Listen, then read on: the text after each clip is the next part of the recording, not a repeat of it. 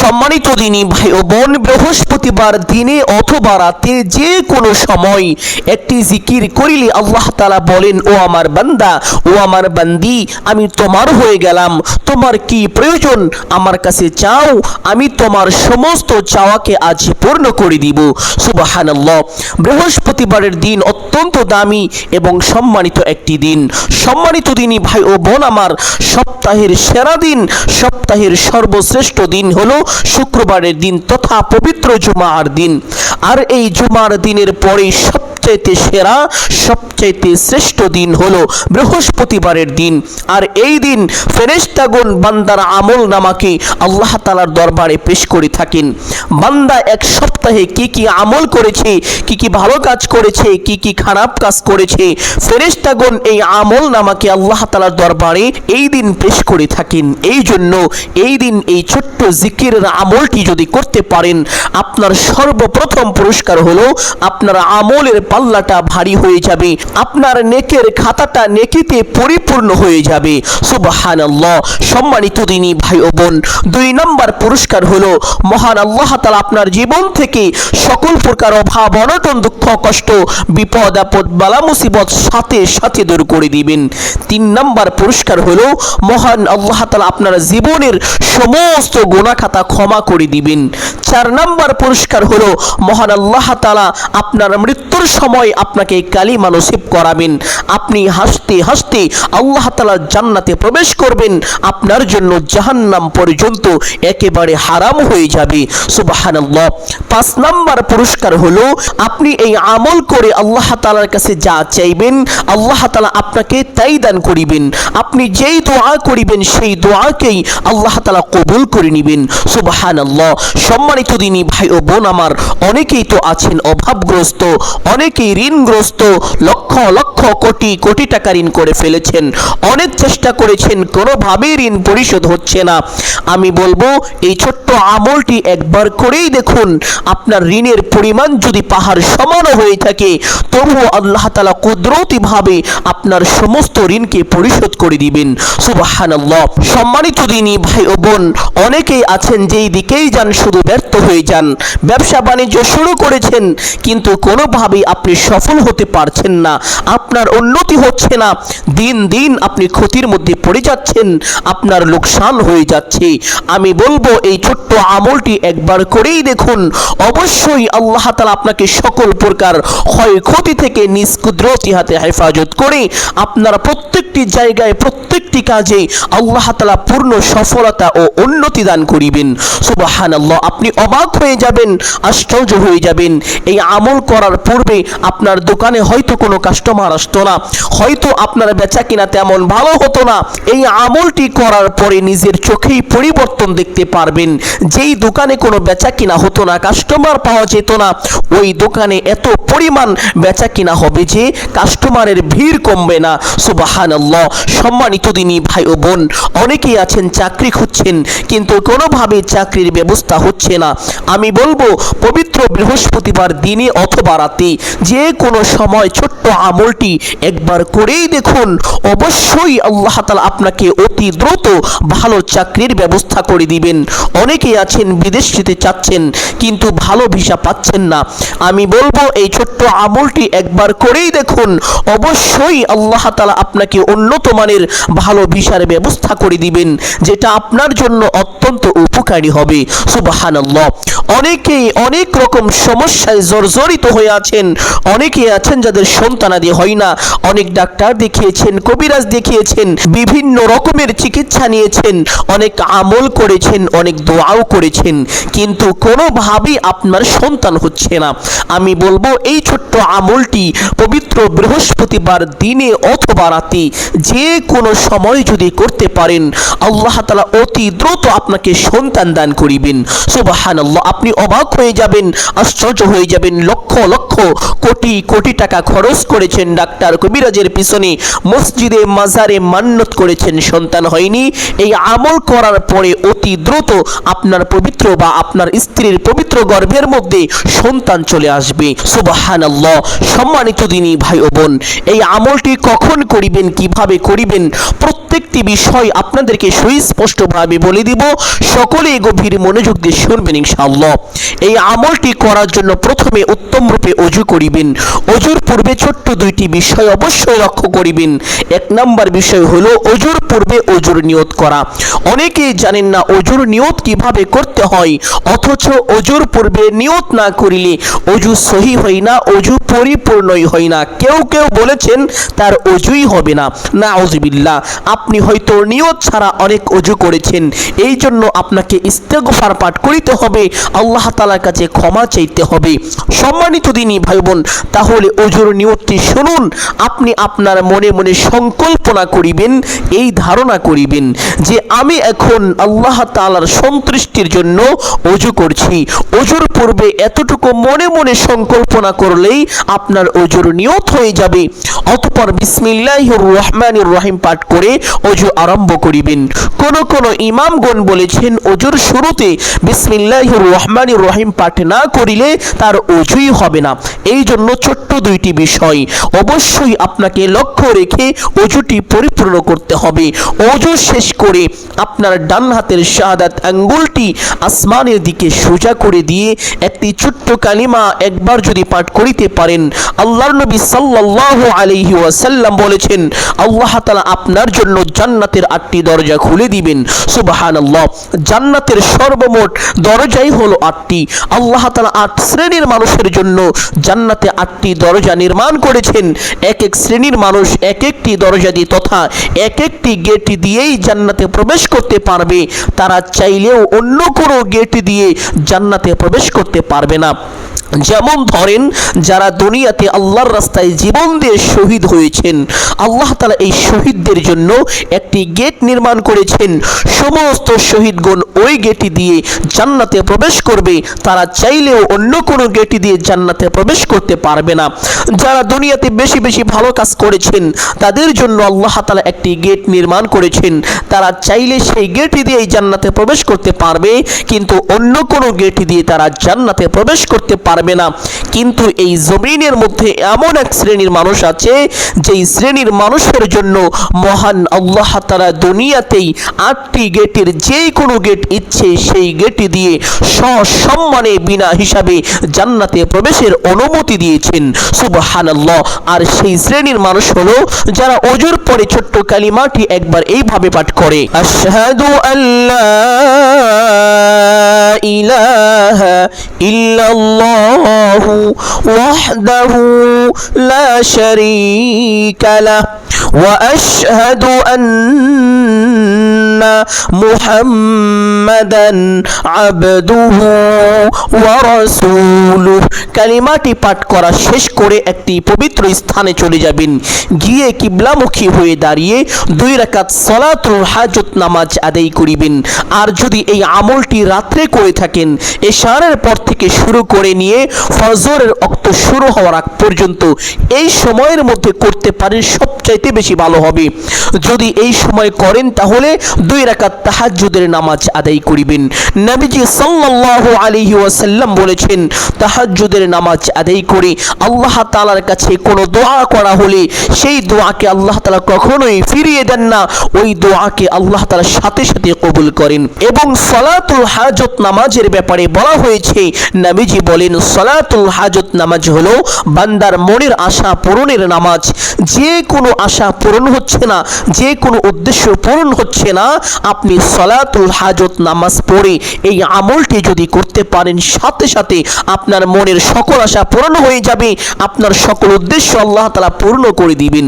সুবহানাল্লাহ। তাহলে যদি আপনি দিনের বেলায় এই আমলটি করেন, 2 রাকাত সালাতুল হাজত নামাজ আদায় করে আমলটি করবেন। আর যদি রাতে এশার নামাজের পর থেকে শুরু করে ফজরের ওয়াক্ত শুরু হওয়ার আগ পর্যন্ত এই সময়ের মধ্যে করেন, তাহলে তাহাজ্জুদের নামাজ আদায় করে এই আমলটি করবেন। পড়বেন। অনেকেই জানেন না তাহাজ্জুদের নামাজ কিভাবে পড়তে হয়, সালাতুল হাজত নামাজ কিভাবে পড়তে হয়, এই নামাজ কত রাকাত করে করে পড়তে হয়, এই নামাজ সর্বমোট কত রাকাত কোন কোন সূরাতে পড়তে হবে, কোন সময় কোন দোয়া কতবার পাঠ করিতে হবে, অল্প সময়ের মধ্যে একেবারে সহজভাবে বলে দিব, সকলে এই নামাজ পড়তে পারবেন। সম্মানিত দিনী ভাই বোন, প্রথমে জানুন সালাতুল হাজত নামাজ সর্বমোট 2 রাকাত। এই নামাজ কিভাবে পড়বেন? এই নামাজ পড়ার জন্য আলাদা কোনো সূরা নেই, অন্যান্য নফল নামাজের মতনই এই 2 রাকাত নামাজ পড়বেন। তবে নিয়তটি এইভাবে করিবেন, আমি কিবলামুখী হয়ে আল্লাহ তাআলার সন্তুষ্টির জন্য 2 রাকাত সালাতুল হাজত নামাজ আদায় করিতেছি, বাকি বিষয়গুলো অন্যান্য নামাজের মতন করে। এখন আসুন তাহাজ্জুদের নামাজ। এই নামাজ সর্বমোট কত রাকাত পড়বেন, কয় রাকাত করে করে পড়বেন? সম্মানিত দিনী ভাই বোন, নবীজি সাল্লাল্লাহু আলাইহি ওয়াসাল্লাম তাহাজ্জুদের নামাজ কখনো 8 রাকাত পড়েছেন, আবার কখনো 12 রাকাত পড়েছেন। তবে আপনি চাইলে এর থেকে কম বা বেশি পড়তে পারেন, কোনো সমস্যা নেই। সর্বনিম্ন 2 রাকাত হলেও পড়বেন ইনশাআল্লাহ। এই নামাজ ঠিক আগের মতনই। এই নামাজ পড়ার জন্য নির্দিষ্ট কোনো সূরা নেই, যে কোনো সূরা দিয়ে এই নামাজ পড়তে পারেন, কোনো সমস্যা নেই। সম্মানিত দিনী ভাই বোন, এই নামাজের নিয়তটি এইভাবে করিবেন, আমি কিবলামুখী হয়ে আল্লাহ তাআলার সন্তুষ্টির জন্য 2 রাকাত তাহাজ্জুদের নামাজ আদায় করিতেছি। 2 রাকাত করে করে যদি 8 রাকাত পড়েন, 8 রাকাত সম্পূর্ণ করবেন। যদি 12 রাকাত পড়েন, তাহলে 12 রাকাত সম্পূর্ণ করবেন। আপনি যত রাকাত পড়েন সমস্ত নামাজ শেষ করে এই আমলটি করবেন। সম্মানিত দিনী ভাই বোন, প্রথমে বসে এই ছোট্ট দুরূদটি একবার এইভাবে পাঠ করিবেন, আল্লাহুম্মা সাল্লি আলা মুহাম্মাদিন আবদিকা ওয়া রাসূলিকা ওয়া আলাল মুমিনিনা ওয়াল মুমিনাতি ওয়াল মুসলিমিনা ওয়াল মুসলিমাতি। কিতাবের মধ্যে এসেছে এই দুরূদ হলো ধন সম্পদ লাভের দুরূদ। এই দুরূদ বেশি বেশি পাঠ করিলে ধন সম্পদ বৃদ্ধি হয়, এবং কেউ যদি নিয়মিত এই দুরূদটি পাঠ করিতে পারে, মহান আল্লাহ তাআলা ওই ব্যক্তিকে গুপ্ত ধন দান করিবেন, যেই ধন কোনোদিন শেষ হবে না। সুবহানাল্লাহ। যদি আপনি অতি দ্রুত গুপ্ত ধন পেতে চান, তাহলে নিয়মিত এই দুরূদটি পাঠ করেন।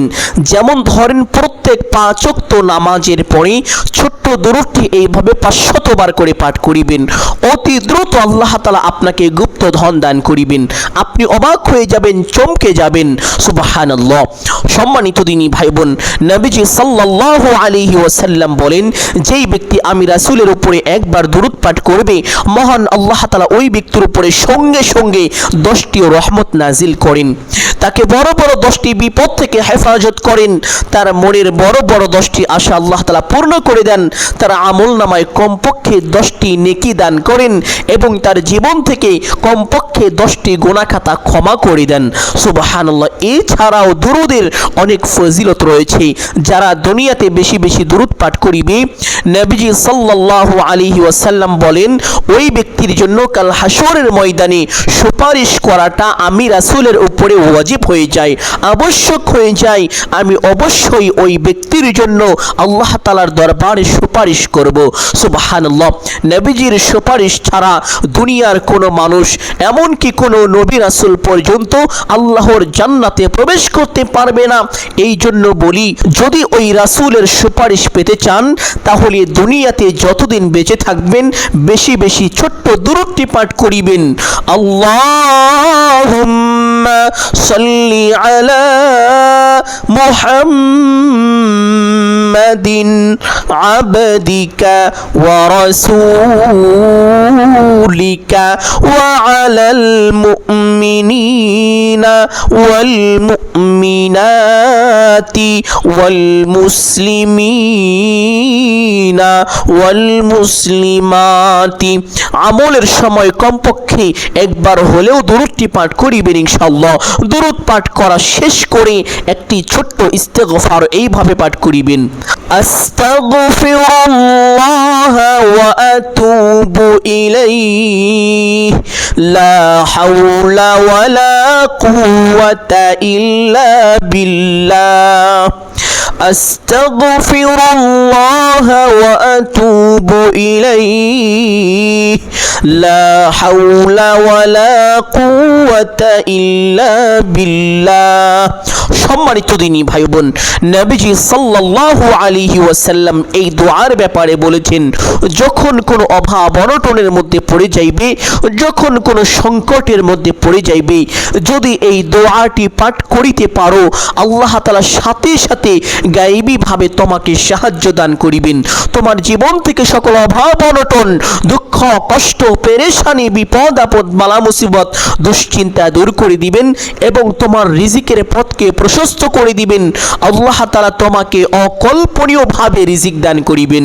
সুবহানাল্লাহ। অর্থাৎ আপনি এমন এমন জায়গা থেকে রিজিক প্রাপ্ত হবেন যেটা আপনি কখনো কল্পনাও করতে পারেননি। নবীজি আরো বলেন, এই দোয়াটি হলো জান্নাতের গুপ্তধন, জান্নাতের খনিজ। নবীজি একবার সাহাবীদেরকে বললেন, ও আমার সাহাবীরা, তোমরা কি জান্নাতের গুপ্তধন সম্পর্কে জানতে চাও? সাহাবীরা বললেন, ইয়া রাসূলুল্লাহ সাল্লাল্লাহু আলাইহি ওয়াসাল্লাম, আমরা তা জানতে চাই। নবীজি বললেন, তাহলে তোমরা বেশি বেশি পড়ো, লা হাওলা ওয়ালা কুওয়াতা ইল্লা বিল্লাহ। একটা ছোট্ট আমলের কথা বলে দেই, খুব ভালোভাবে লক্ষ্য করুন। যখন আপনি আপনার নিজ বাড়ি থেকে কোনো জায়গায় যাওয়ার উদ্দেশ্যে বের হবেন, বের হওয়ার সময় এই ছোট্ট দোয়ার একটি আমল যদি করে যাইতে পারেন, আল্লাহ তাআলা নিজে আপনার ওই বাড়ি ঘরকে হেফাজতের দায়িত্ব নিয়ে নেন। এই কথা আপনি হয়তো শুনতে পারেন না, আমরাও শুনতে পারি না। হাদিসের মধ্যে এসেছে, শয়তান ঠিকই শুনতে পারে।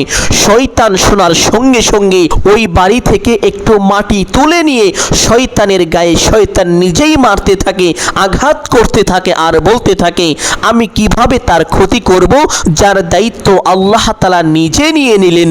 সুবহানাল্লাহ। এই জন্য আমি আপনাদের সকলকে বলবো, যখনই আপনি আপনার নিজ ঘর থেকে বের হবেন, আপনার বাড়ি থেকে বের হবেন কোনো জায়গায় যাওয়ার উদ্দেশ্যে, বের হওয়ার পূর্বে ছোট্ট দোয়াটি পাঠ করে তারপরে বের হবেন। দোয়াটি হলো, বিসমিল্লাহি তাওয়াক্কালতু আলাল্লাহ লা হাওলা ওয়ালা কুওয়াতা ইল্লা বিল্লাহ। আল্লাহ তাআলা আসমান থেকে ঘোষণা করে দেন, হুদিতা ওয়া কুফিতা, হুদিতা ওয়া কুফিতা। ও আমার বান্দা, তোমার আর কোনো ভয় নেই, তোমার কোনো চিন্তা নেই। আমি আল্লাহ রাব্বুল আলামিন তোমার সমস্ত সম্পদ, তোমার সমস্ত কিছুকে হেফাজতের দায়িত্ব আমি আমার হাতে নিয়ে নিলাম এবং আমি তোমাকে আমার নূরের চাদর দিয়ে ঢেকে দিলাম। তুমি আমার ঈমানের রাস্তায় উঠে গেলা। সুবহানাল্লাহ। এই জন্য এই ছোট্ট আমলটি কখনোই ছাড়বেন না ইনশাআল্লাহ।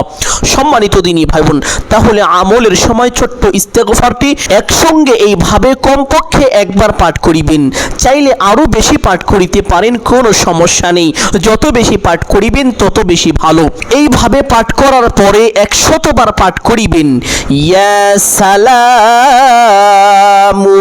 সালাম শব্দের অর্থ হলো শান্তিদাতা। আসসালামু আল্লাহ তাআলার একটি পবিত্র সিফতি নাম।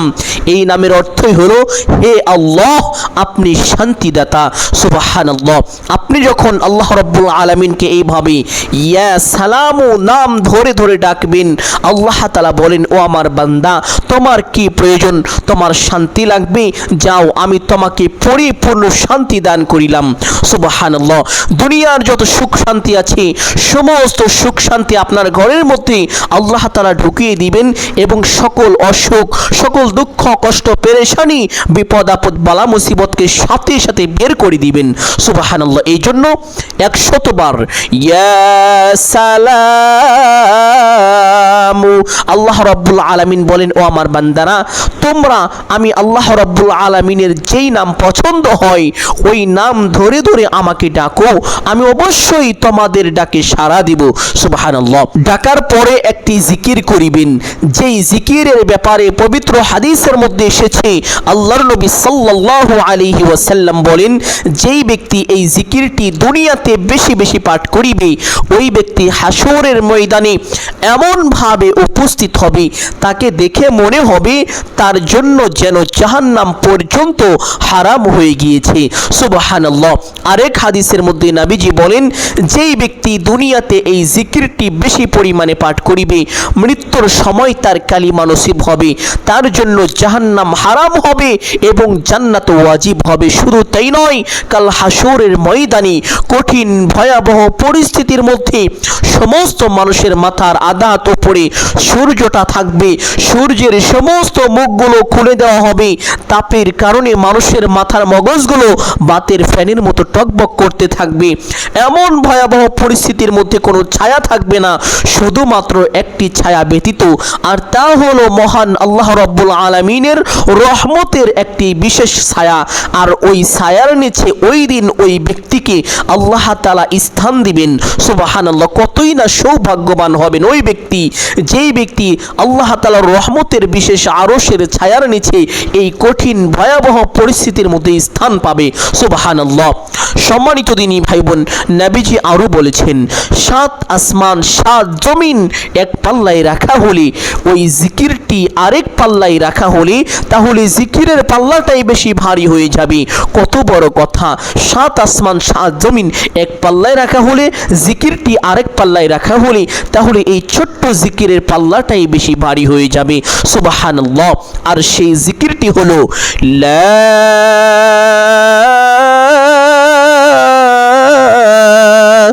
ইলাহা ইল্লাল্লাহ। নবীজি বলেন, সর্বশ্রেষ্ঠ সর্বোত্তম দোয়া হলো আলহামদুলিল্লাহ, আর সর্বশ্রেষ্ঠ সর্বোত্তম জিকির হলো লা ইলাহা ইল্লাল্লাহ। সুবহানাল্লাহ। সম্মানিত দিনী ভাই ও বোন, বেশি বেশি লা ইলাহা ইল্লাল্লাহর জিকির করিবেন, আমলের পাল্লা অধিক পরিমাণে ভারী হবে। আর বেশি বেশি আলহামদুলিল্লাহর জিকির করিবেন, আপনার কামাই রুজি ব্যবসা বাণিজ্যে আল্লাহ তাআলা প্রচুর পরিমাণ বরকত দিয়ে ভরে দিবেন। সুবহানাল্লাহ। কারণ আল্লাহ রাব্বুল আলামিন পবিত্র কোরআনুল কারীমের মধ্যে বলেছেন, লা ইন শাকারতুম লা আযীদান্নাকুম ওয়া লা ইন কাফারতুম ইন্না আযাবি লাশাদীদ। যেই ব্যক্তি আমি আল্লাহ রাব্বুল আলামিনের নিয়ামত পেয়ে নিয়ামতের শুকরিয়া আদায় করে তথা আলহামদুলিল্লাহ পাঠ করে, আমি আল্লাহ রাব্বুল আলামিন ওই ব্যক্তির জন্য আমার নিয়ামতকে আরো বেশি বাড়িয়ে দেই, বরকতপূর্ণ করে দেই। সুবহানাল্লাহ। আর যেই ব্যক্তি আমি আল্লাহ রাব্বুল আলামিনের নিয়ামত পাওয়া সত্ত্বেও নিয়ামতের কদর করে না, শুকরিয়া আদায় করে না, আমি আল্লাহ রাব্বুল আলামিন ওই ব্যক্তির থেকে আমার নিয়ামতকে ছিনিয়ে নেই এবং তাকে কঠিন আযাবের মধ্যে ফেলে দেই। নাউযুবিল্লাহ। সম্মানিত দিনী ভাই বোন, তাহলে বেশি বেশি পাঠ করিবেন, উঠতে বসতে চলতে ফিরতে যখনই সময় পাবেন। আলহামদুলিল্লাহ লা ইলাহা ইল্লাল্লাহ, এই দুইটি জিকির আমলের সময় এইভাবে 100 বার করে পাঠ করিবেন। প্রথমে 100 বার এই জিকিরটি করিবেন, লা ইলাহা ইল্লাল্লাহ। অতঃপর আরো 100 বার এই জিকিরটি করিবেন, আলহামদুলিল্লাহ। এইভাবে দুইটি জিকির 200 বার পরিপূর্ণ পাঠ করার পরে সেই ছোট্ট দুরূদটি পাঠ করিবেন, আল্লাহুম্মা সাল্লি আলা মুহাম্মাদিন আবদিকা ওয়া রাসূলিকা ওয়া আলাল মুমিনিনা ওয়াল মুমিনাতি ওয়াল মুসলিমিনা ওয়াল মুসলিমাতি। সম্মানিত দিনী ভাই বোন, দুরূদটি পাঠ করা শেষ করে দোয়া মোনাজাত করিবেন। এখন আপনি যেই দোয়া করবেন সেই দোয়াই কবুল হয়ে যাবে। আপনি যা চাইবেন আল্লাহ রাব্বুল আলামিন আপনাকে তাই দান করিবেন। এই জন্য বেশি বেশি চাওয়ার চেষ্টা করিবেন। বেশি দোয়া করলে আল্লাহ তাআলা বেশি খুশি হয়ে যান। সুবহানাল্লাহ। এইভাবে দোয়া শুরু করিবেন, আলহামদুলিল্লাহি রাব্বিল আলামিন ওয়াসসালাতু ওয়াসসালামু আলা সাইয়্যিদিল আম্বিয়া ওয়াল মুরসালিন। অতঃপর আপনার যাহা কিছু প্রয়োজন সমস্ত কিছু মহান আল্লাহ তাআলার কাছে চাইবেন। চাওয়া শেষ করে একবার বলবেন, হে আল্লাহ, আপনার হাবিবের উসিলা করে আমার দোয়া মোনাজাত কবুল আর মঞ্জুর করে নিন। অতঃপর 3 বার বলবেন, আমিন আমিন আমিন বিরহমাতিকা ইয়া আরহামার রাহিমিন। এইভাবে দোয়া মোনাজাত শেষ করে একবার পড়বেন সাল্লাল্লাহু আলাইহি ওয়াসাল্লাম। সাথে সাথে আপনার দোয়া আল্লাহর আরশে আজিমে পৌঁছে যাবে, আপনার দোয়া কবুল আর মঞ্জুর হয়ে যাবে। এইভাবে এই আমলটি যদি করতে পারেন আপনার কপাল খুলে যাবে, ভাগ্য পরিবর্তন হয়ে যাবে, যা চাইবেন তাই পাবেন। সুবহানাল্লাহ। ঋণের পরিমাণ পাহাড় সমান হয়ে থাকলে তা অতি দ্রুত আল্লাহ তাআলা কুদরতিভাবে পরিশোধ করে দিবেন। সম্মানিত দিনী ভাই ও বোন, আমি আশা করছি আজকের এই আমলটি আপনাদের সকলের জন্য অত্যন্ত গুরুত্বপূর্ণ এবং উপকারী ছিল। অতএব সকলকে বলবো সাদগায়ে জারিয়ার উদ্দেশ্যে কমপক্ষে একটি হলেও শেয়ার করে দিবেন। যদি ভিডিওটি ভালো লাগে একটি লাইক করবেন, কমেন্টে আমিন বলে দোয়ায় শরীক থাকবেন। যারা চ্যানেলে নতুন দর্শক রয়েছেন চেষ্টা করিবেন চ্যানেলটি সাবস্ক্রাইব করে রাখার জন্য। সকলের জন্য অন্তর থেকে দোয়া করি আল্লাহ তাআলা সকলকে এই আমলটি করার তৌফিক দান করুন এবং এই আমলের পূর্ণ ফজিলত দান করুন। সকলেই বলি আমিন সুম্মা আমিন। আসসালামু আলাইকুম ওয়া রাহমাতুল্লাহি ওয়া বারাকাতুহু।